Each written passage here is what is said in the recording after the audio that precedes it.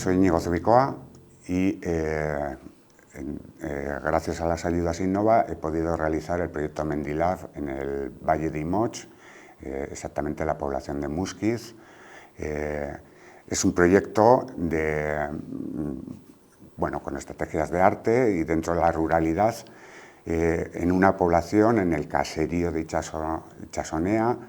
en una población de 38 habitantes. El proyecto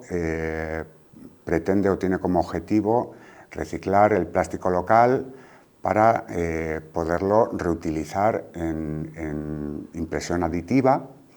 gracias a impresoras que hemos hecho y maquinaria que hemos hecho en el valle colaborativamente.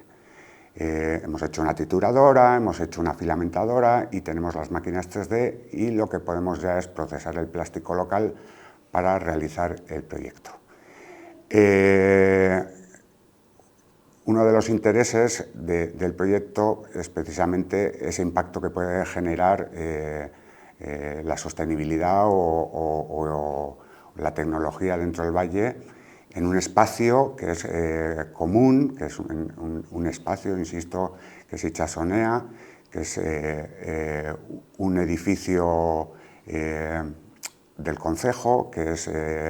está claramente pensado con vivienda y con lo que es la sede de la sociedad del pueblo para dedicarse al valle. Esto no deja de ser un proyecto precisamente que potencie o que dé un plus a ese edificio